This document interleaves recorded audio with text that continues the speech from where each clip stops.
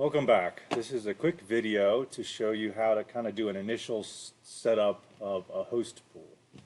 So the first thing we're going to do is go to operations and pick whichever company we want to work with.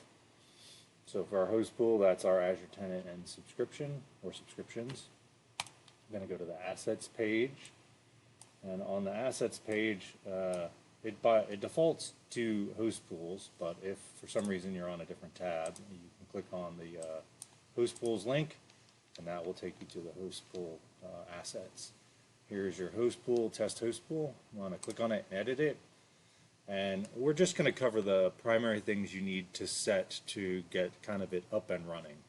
So the first thing is your operating time zone. So say you want to run in Eastern Standard Time. I'm going to set it to Eastern Standard Time, and then the main thing that you're going to set is your operating schedule first. So you pick the days of the week that are your peak days. If you don't pick Saturday and Sunday, it doesn't mean that there won't be a resource running for users to log into. It just means that most of the scaling rules that are aggressive will not be run on those days. Most people will pick all 7 days. And then you have to set the operating time zones of the day. So shutdown end is when the machines start up. For most people, that's usually something like 5 a.m. or there are a lot of companies that are perfectly willing to shut down their host pools entirely in the middle of the night. And we'll do an example of that where we're going to shut this host pool down for 3 hours at night from 2 a.m., which is when the shutdown starts, till 5 a.m. when the shutdown ends. The ramp start time is typically what you want to put sort of before users start logging in. So say you're a 9 to 5 sort of business, and your users may start logging in, say 7 o'clock in the morning, then you'd want to put something like 7 a.m. here, and that's what will start the ramp time of the day. Peak time of the day is typically like when all the users have logged in and you're getting into the main workflow. Usually that's somewhere just after your, whatever business start is. So if we're running a 9 to 5, that would be like 9:30 a.m. Peak end is kind of what the end of the normal working day is. If you're a 9 to 5, that might be, hey, we're going to let it trickle over to 5:30, say, for the peak time of day. And then ramp end is, so you have people who trickle off and are still kind of working. So say you have some people that work till normally 7 and you want to pad it a little, so you say, okay, it's 7:30. And then you're kind of in what we call twilight till the shutdown starts. So that's how you set your operating schedule. And then you can either click save, which will close this window, or we're going to go to the next thing we want to take a look at. And that will prompt us to save the changes we've just made. So the next thing we're going to look at is max session limit scaling. So first we're going to agree to save those changes.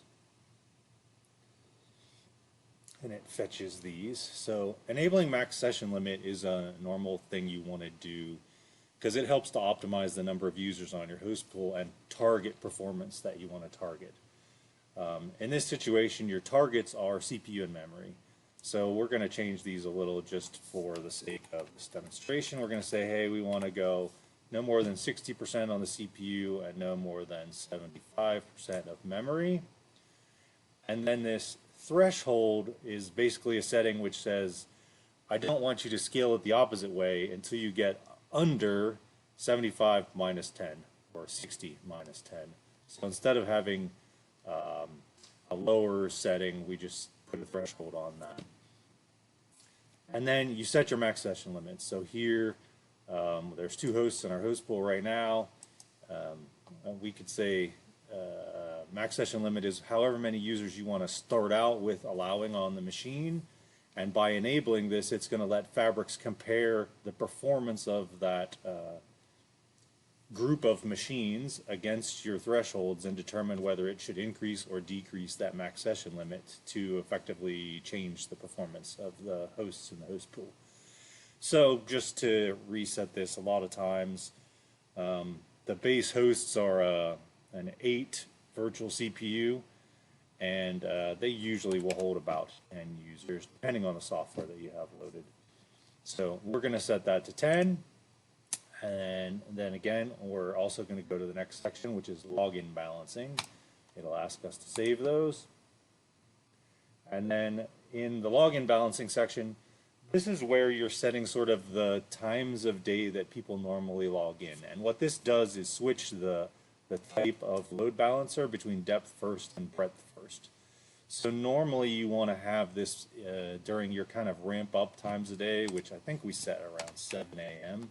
So you want the morning login to start then, and you want that to extend usually into your peak time of day. A lot of times, to ensure we spread out the logins, will overlap that beyond the start of the peak time of day.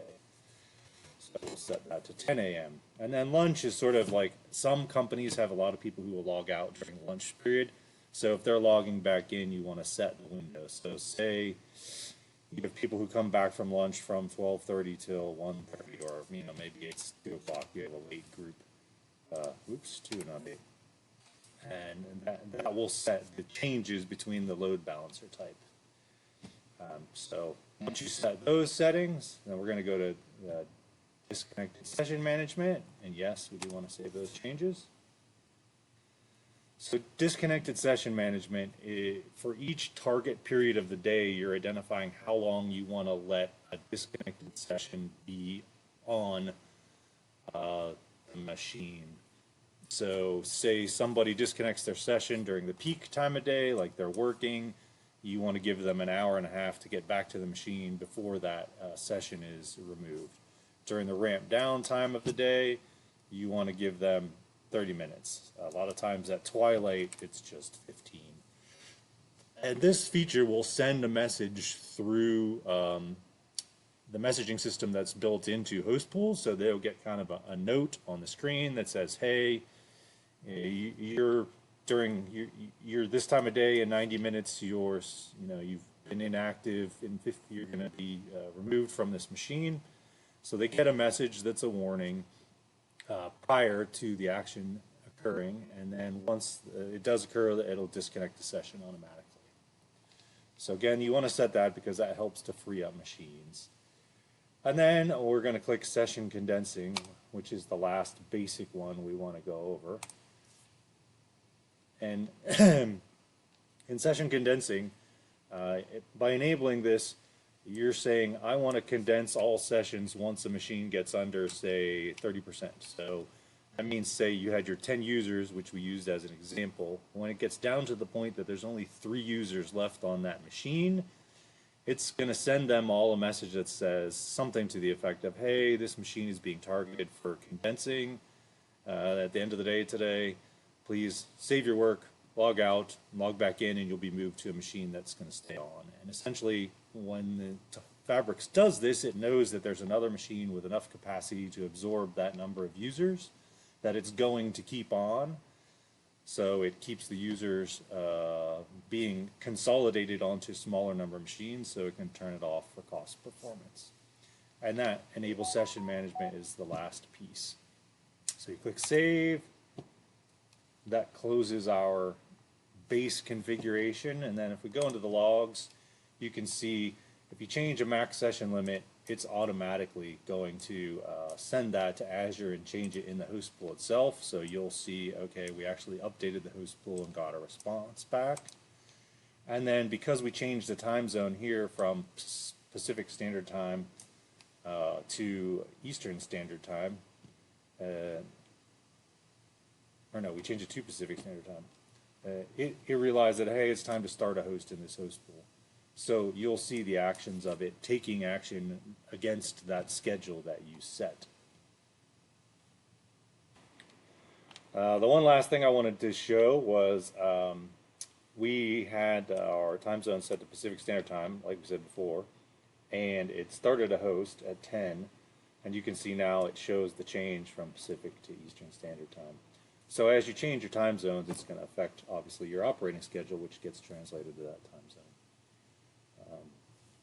There are going to be more videos on more deep optimizations for host pools following.